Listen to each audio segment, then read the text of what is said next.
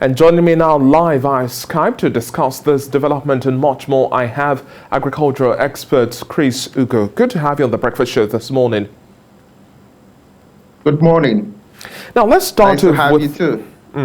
Let's start off with the volume we have to churn out in terms of access to Forex for food import. At the end of the day, conversations around boosting our local production base and also stronger investment volumes in terms of processing and storage is not necessarily new. But what do you make of our current infrastructure meeting our local demand and also not necessarily playing lip service as well to the fact that we cannot for now meet our demands?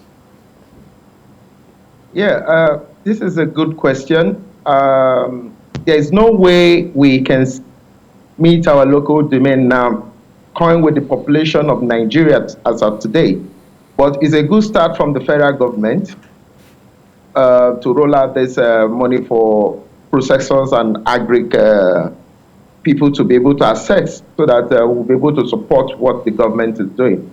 But one of the major reasons why we will not be able to meet up to this demand right now is $160 million is a little money compared with Nigeria population and the people that eat from Nigerian agri produce. But it's a good start from the federal government. I encourage them to do more and also to encourage the private sector to also, come in and invest massively in agricultural processing. Let's now talk about the proposed ban on Forex for wheat as well as sugar. Now, the governor of the Central Bank of Nigeria just last week made mention of that. Now, how does this report come to you, the proposed plan? Because at the end of the day, we have to boost our local capacity, but shut down of importation of that without necessarily putting infrastructure is another issue to contend with. Yeah.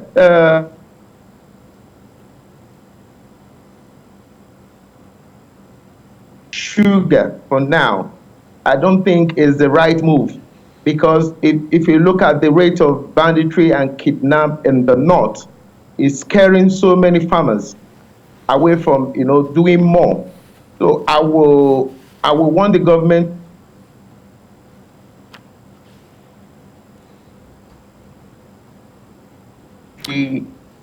there will be more farmers to actually key into this product.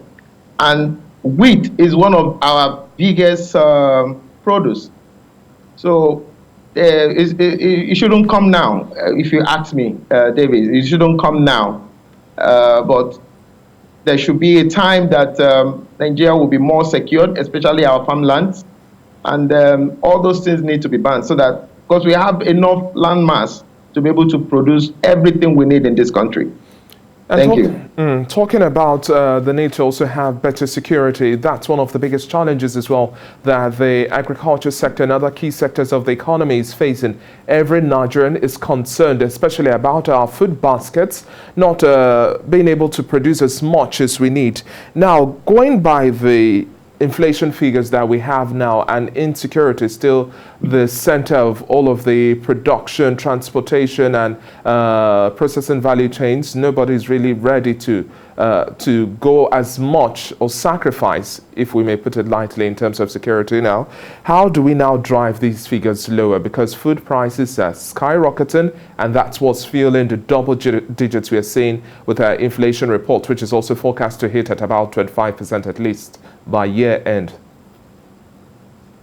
Yeah, the last time I was interviewed by you, I told you that one of the major reasons we have in Nigeria today is that we don't have any food hub where we can store our produce. Nigeria in the back, maybe 40s or 50s, we have pyramid of beans, granules, and so on. But right now, we don't have any food hub where food can be preserved for the next season. Let me give you an instance. Tomato now is going up gradually. In the next 1 month, I'm not praying for that, but in the next 1 month, a basket of tomato will be selling for 25,000. So, but if we have food storage, this can be controlled. Government can even get this produce, store it in a food hub or in a food house, so that when we have scarcity of this food, this thing will be rolled out. But right now, we don't have any of those things. And insecurity in the farmland is chasing so many people out of farm.